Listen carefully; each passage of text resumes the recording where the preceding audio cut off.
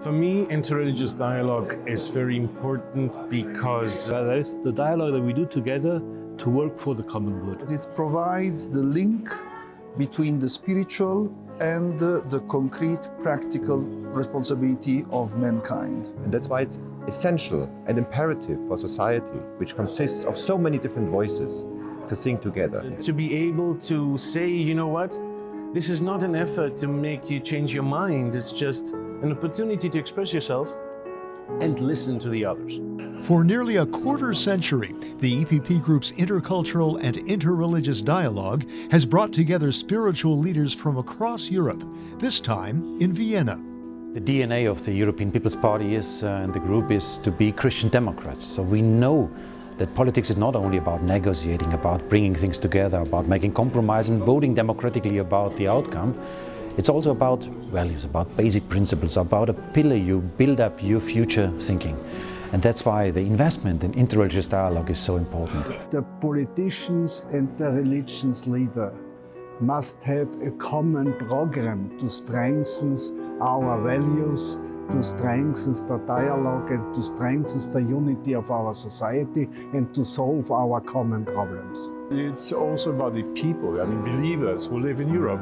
They have to believe that Europe is the place when they can work together and trust each other. So that's why I think this kind of dialogue is absolutely necessary, especially in the times of conflict.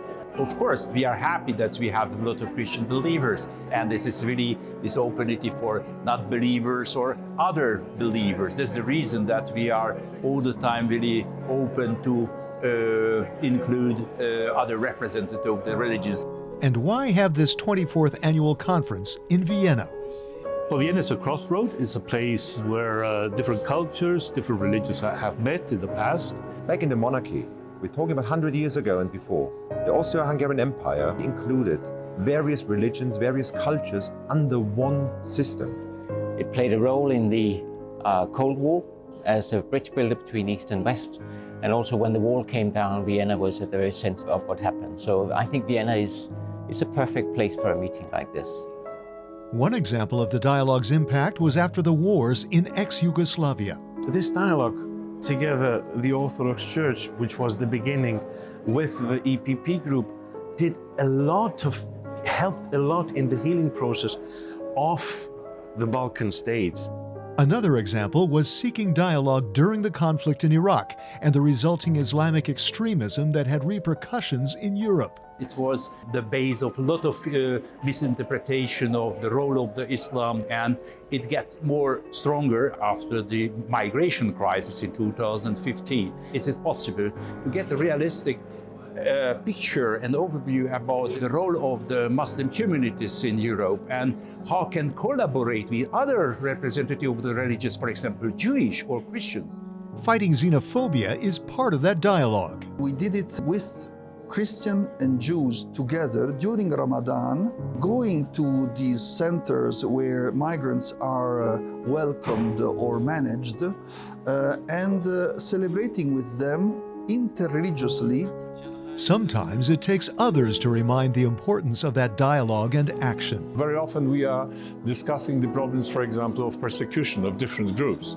And of course, many, for example, priests are coming from Africa. They are facing real problems and tragedies. And they told us, do it. Do it because the people are waiting for it. They don't want to be forgotten. As the EU considers how to revamp itself with proposals from the Future of Europe conference, what's the role of interreligious dialogue?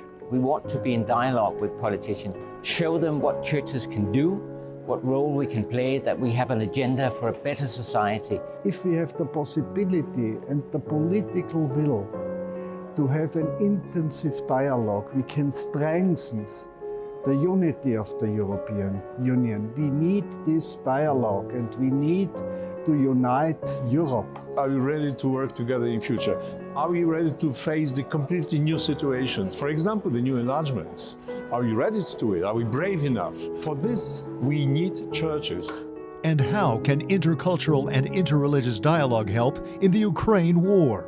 When Russia, in the name of the Orthodox Church and supported by religious identity, is fighting against Europe in Ukraine, fighting a war on the back of religion. This is an abuse of religion. This is something we have to stand up against.